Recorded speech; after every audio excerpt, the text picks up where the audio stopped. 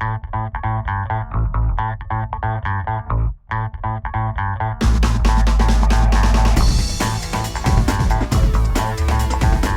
we're here now with Liam Patrick Schubel, the Schubelmeister.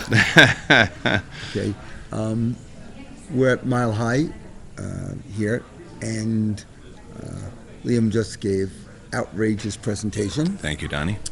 And one of the things that I really enjoy, a couple of things about you. One, you always know where you're going. Okay, you know where you're taking people. Mm-hmm. You know how you're getting there. Right. Okay. Your ability to take the message of chiropractic beyond the form. Right. To the masses, and to support chiropractors who come out with a dream and have no way of fulfilling it. Right. And helping them develop practice in different countries. Mm-hmm. Supporting Sherman College. It's just extraordinary. Now, you know, we've been together. You've been to Formica with us together there. We've been in the gig. We have some extraordinary conversations. Mm-hmm. When you interview me, which usually is the first time I interview you, right? I have a conversation. Yes. I'm putting you on hot seat, but it's a discussion here. Yeah. You tap into the leading edge questions, knowing how I think and what I'm trying to produce in the world. I'd like to turn the shoe here. Okay. And I like, you know, what is it that makes you keep going on? Well, the vision, really, and that is, you know, I often say I'm the official director of CWD, right, Chiropractic World Dominance, and the idea is, right, is now the allopathic model is the dominant model worldwide right now. I'd like to see that shift, and my vision is someday, I often say, every man, woman, and child on the planet check for vertebral subluxation and adjusted when necessary from birth, so that every human, you know, I really feel chiropractors are tuned in, and of course there's other professions as well, but are tuned into bringing about the optimal expression of the human existence or the human experience. And I think chiropractic has one of the tools that can bring that about, and certainly your technologies and strategies that you're developing as well. And so I love to hang out with people that are interested in human potential. So let's talk about more about the optimum human capacities, human experience. Okay. How do you see it showing up nowadays in the chiropractic profession? Well, I think and this may be a consciousness, but I think it is. But I think a lot of this consciousness was brought about by an economic shift as well. As you know, in the chiropractic profession, the idea was allopathic is paid for by insurance companies, right? And we changed our lexicon, and some people would like to remove our lexicon in order to be accepted by that mindset, right?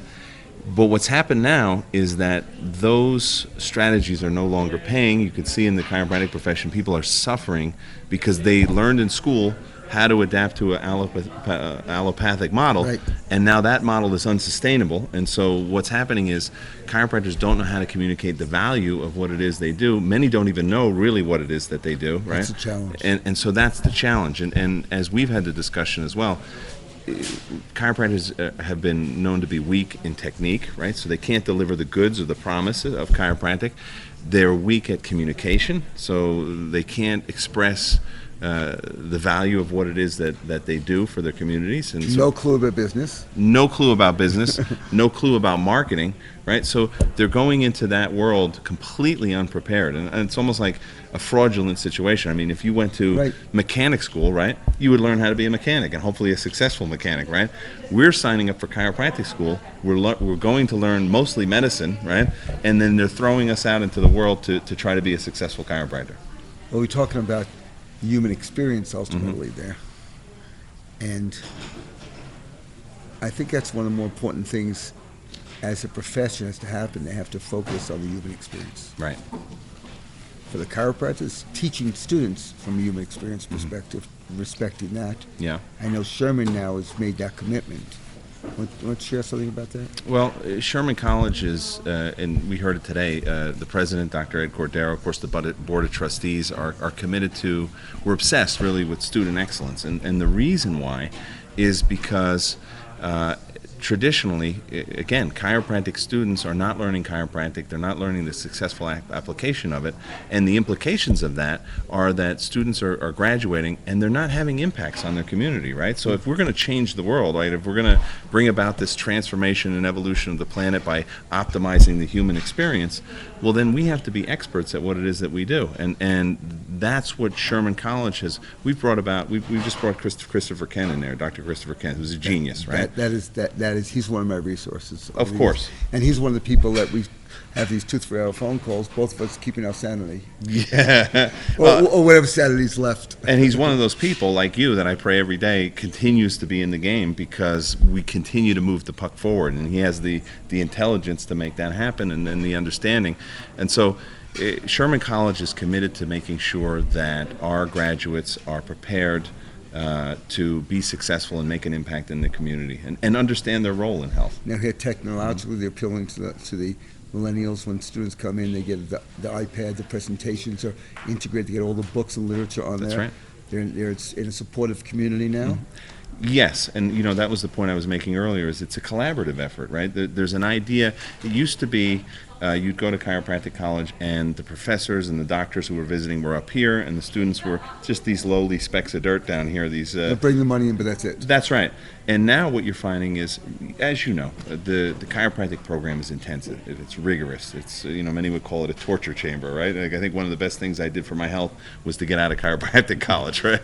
But if you're going to choose that rigor and that type of a program, you probably want to go through that program with family, with a supportive structure, and that's what we have at Sherman College, and people that are all committed to a similar vision, to bring about the optimal human experience, in our case, through the delivery of a specific scientific chiropractic adjustment. You're also having now the real business, by business coaches and professionals, integrating business class in every semester for relative to scope of what their student would know. That's very true. So, things like what do you look for in a lease? What types of marketing strategies should you use? What's been effective now in today's world, not marketing strategies that worked 20 or 30 years ago. And that's a key thing. Even the lay lectures you talk, all the type of things, the way you want to communicate to people. People don't care to have the bandwidth for it now. That's right. They just want to know, how's it going to impact my life. Bottom line, that's the whole millennial thing. What's in it for me, right? Yeah, and the key thing about the millennials is they have a hunger to work collaboratively. That's right. It hasn't manifested because they're usually seeing people as virtual people, and they don't have enough of individual human experiences. Yes. So in this way, an educational program and a chiropractic program that helps people have a greater human experience, as is a reality, it's a virtual reality, really can help the strongest, I think, needs of the community, and that's to work collaboratively. Yeah. And to have a vision for how to change the world. And I think they need heroes. Yes, I think they do. They need heroes for sure. Congruent heroes. These bullshit detectives are great. Absolutely, and that's what Dr. Cordero, the president of Sherman College, has been very good about bringing in some, on a weekly basis. He brought back something that Sid Williams used to do at Life University. They'd have a weekly assembly, right. and that disappeared a long time at Sherman College, and that was a huge weakness because. I remember years ago, speaking regularly, I would go to school, I would speak at the assembly, and they would set up classes. I would go into whatever class they have, they take me into different classes, and I would talk to classes all the time. And that was one of the beauty at those early days of Sherman. Yeah, and that's what we're doing that again. And that's when I was at Life. We had Fred Barge would come in. So you're sitting, listening, just bathing in the genius of that, right? I remember when I went to Columbia as a chiropractic, Yeah. came to New York Chiropractic College on graduation. I remember Jim Parker coming. Wow. And he came to the class. We had assembly there, and he took $1,000 and he gave $100 to 10 different students, put it in his pocket. Now you're talking now 1970s. That was a lot of money. That's right. That's a lot of money. So at that time, chiropractic college was $800 a semester. Wow. Give an example. Yeah. A chiropractic fee, office fee, was $8. Wow. Okay, $10 in New York, and he put it in people's pockets. And he had everybody watch the people.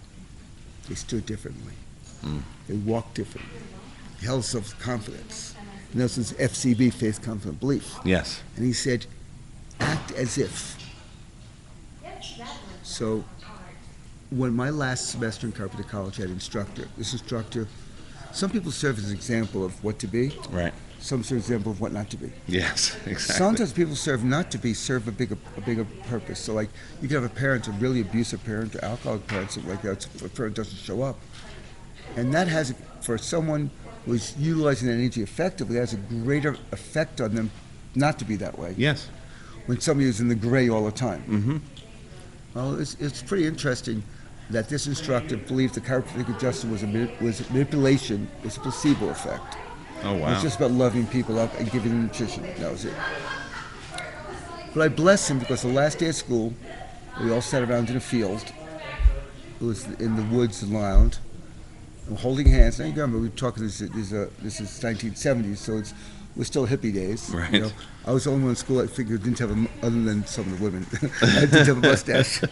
Yeah, and you know, most of I saw one of my classmates here at Mile High. Yeah. And I didn't see him in 40 years. And that time he had the afro we called the Jufro. Yeah.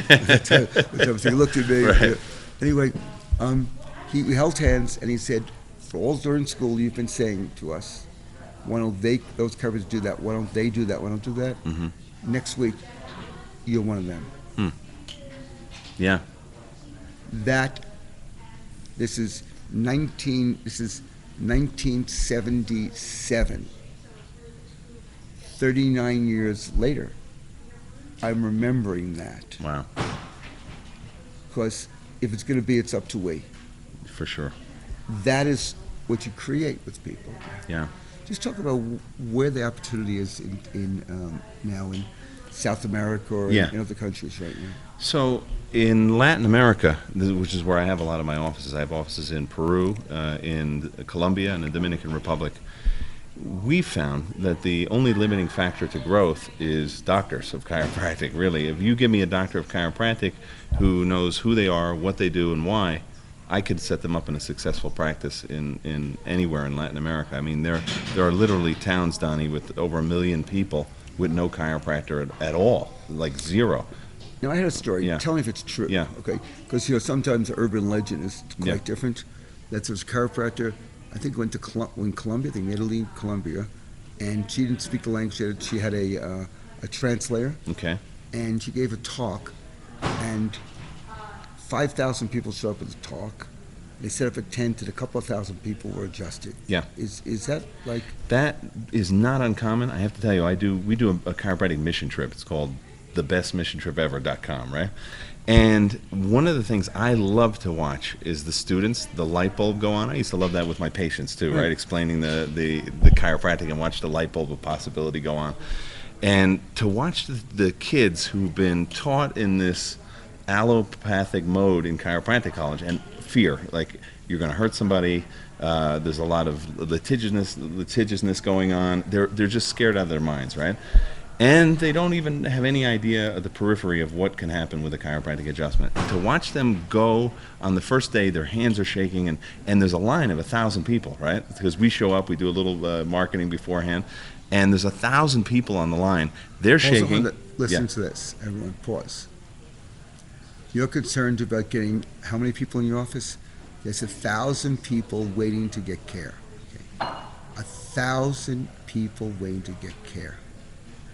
You got to think fast, be fast. You got to be inspired. You got to know what you're doing, what you want to have your outcome for at the very beginning. Imagine the energy of 1,000 people coming, and why these people come? With the minimal education you give, why are they coming?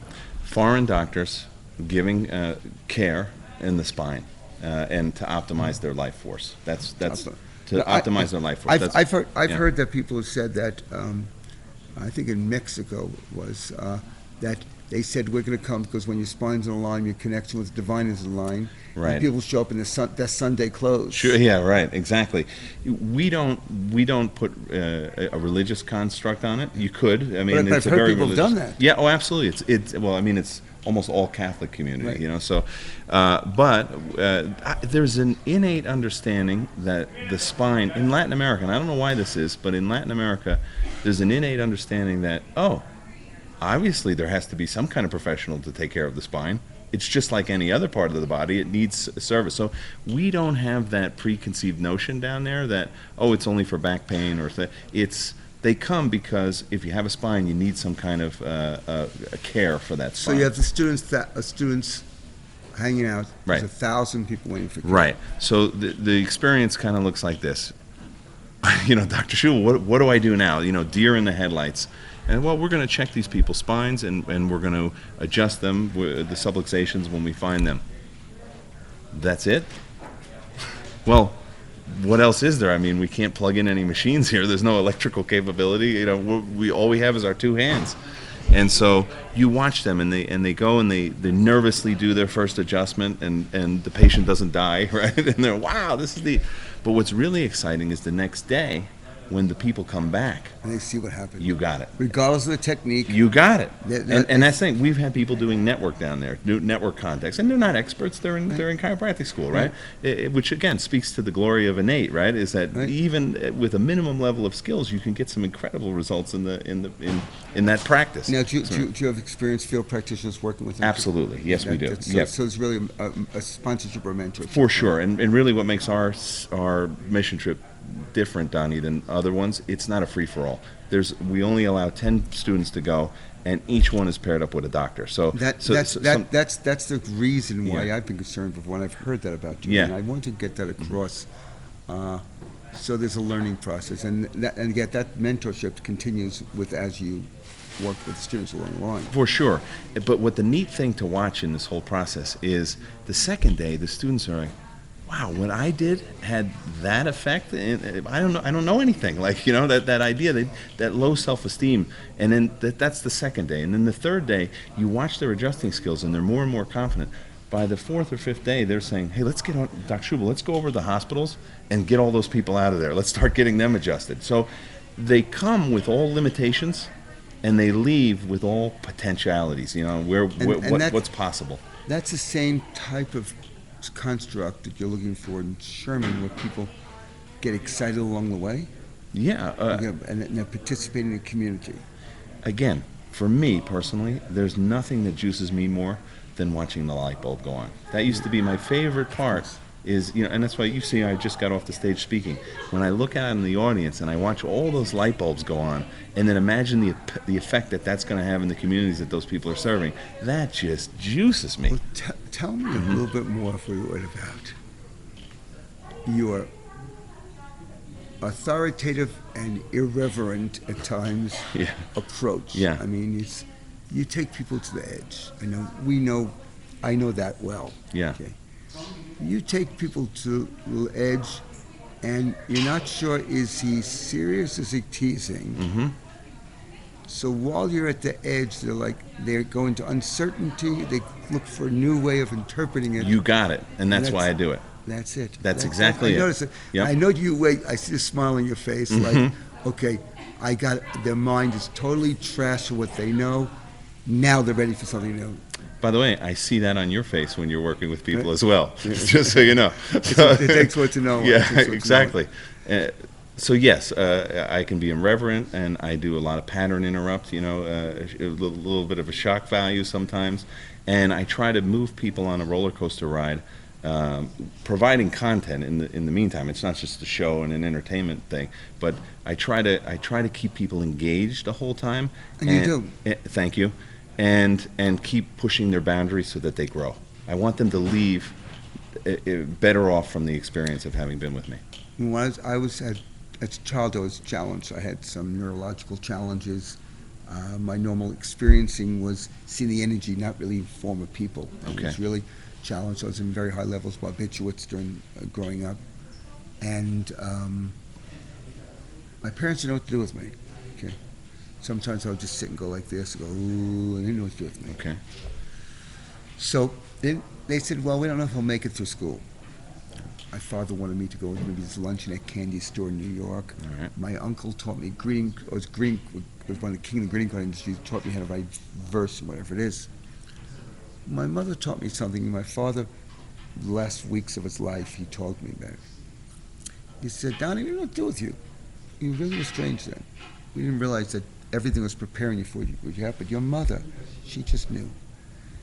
Do you remember what she used to say to you when you used to go to a party as a little kid? I said, yeah. The only reason why you're going to the party is to make make the space better when you left. Wow. That's awesome. So I would go to a party, have fun, yes. Who was better and how was the space you left better? I love it. You left. I love it. So because they didn't know what to do with me, I said, why'd you do that? They said, well, Mom figured if you, number one value is helping people, then no matter what happens in life, you'll always be taken care of. I love that. I love that. So I got my love and attention as a kid for actually looking, how could I help? What could I do? How can I make things better for people? Yeah. I got that. And that's the key thing. When you add value to other people, that's the ultimate in life. Agreed. And I remember talking with you on the island of Formica. Yeah, that's a small island Yeah. where I do some retreats. I have network. I have several different disciplines. One of them is an energetic application, where with the field of the body, which influences the body. And then we have network, which influences the field. Okay? And on the island of Formica, we talk, it's lots of times for Italian in between these wonderful meals and wonderful times Delicious. to talk. Yeah. The food is great. The environment is fantastic. The energy is wonderful. And the people that you meet there are fantastic as well that attend that program. And my whole family, of course, from the baby to my wife, we enjoyed the heck out of it. And so in one of our conversations, we were talking about, I guess it's the Padre that works Right, there, Padre right? Legio. And he works with folks that have problems with dependency on drugs and People alcohol. who have lost the way in life, and most of them are drug and alcohol. Right, and so I think one of the things that impressed me most is when we were having a conversation was that he has very good results, like superior results over anybody else. Yes. Of recidivism is always the challenge that people have, right? Yes. He doesn't have the levels of recidivism that most other programs have. And the key, according to what he believes, I think is what you told me, was because he allows people to find a purpose greater than themselves and living in service to other people. And I mean, the people that were working on that island serving us were And just some who top were off notch. drugs just a short time. Yeah. Yeah, And what happens, he says, those who have the biggest gifts to give, yeah, God, like hammering steel, time tempers a temperament. God has hammered them in a way that makes them feel so small yeah, because they have such big gifts to give. And when they believe life is about themselves, God hammers them.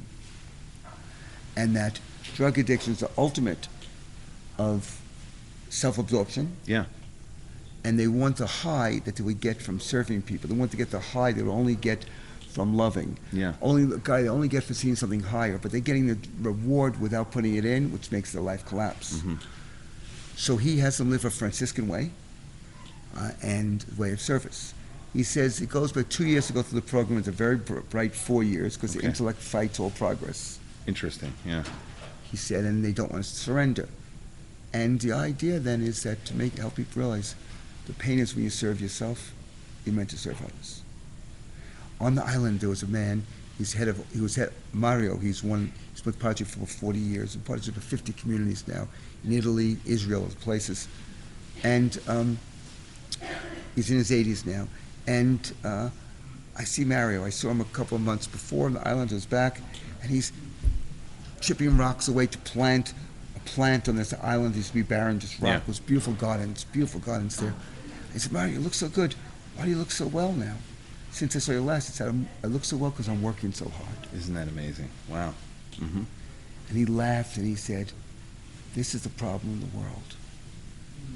People don't want to work for a good purpose. The only thing that ever makes your life meaningful is going to sleep exhausted at the end of the day for a good purpose. Look yourself in the mirror and know you've created something through your work. Absolutely. And don't we see when we look at studies, longitudinal studies of the human population, so many people live today for a future date of retirement when they can finally, do something that they want to do, right? And what happens? As soon as they stop working, they die very shortly after because they don't have a purpose to replace that. I think we're pretty sure both you and I are not going to retire. We're going to retire. I don't have time to retire, and I don't know what I'd do if I did. We're blessed in the fact that our passion is our purpose, and again, with a vision of every man, woman, and child on the planet checked for vertebral subluxation adjusted when necessary from birth. That's 7 billion people on the planet. We've got tons of work to do. I can't do it myself. You can't do it yourself. And we need more. Expanding that. In my perspective, Yeah. is my idea is to have every person on the planet be able to optimize the use of information and energy consciously to have an extraordinary experience exploring the world.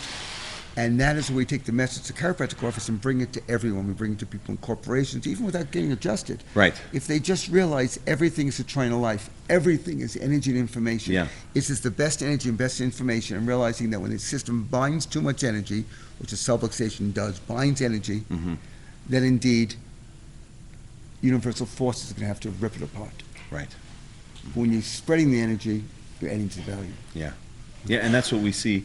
That's what we see when we're on the island there. I mean, with the Epstein energetics that you're working on, and now you were just telling me this past weekend about the epigenetics, right? I mean, Epi-energetics. Around all energy is a field of consciousness. And that's huge, and that's huge. And the way that you talk today about mental impulse, that the chiropractors have, and how the intelligence and the force and the matter and all that, how it all coincides. And then you were talking about the 5th house and the 4th house. I mean, just different dimensions. Yeah. And the thing is this: that once you've realized the principles are about liberation of humanity, period, then you bring your skills to it. When you think it's about your profession, you've lost it. Very good. And that's something, by the way, that's something that I have to work on myself. And I know Dr. Jacob Merrick was here this weekend, and we were listening, and we're trying to change our lexicon to meet that understanding. What human need do we meet for humanity now? And then do we have a strategy towards that? So we're not marketing and selling chiropractic. Right. We're not doing that. We're helping sell a future of humanity, which we have a tool for. That's a different game. Yeah. Thanks so much. Our pleasure. Thank you. Bye-bye.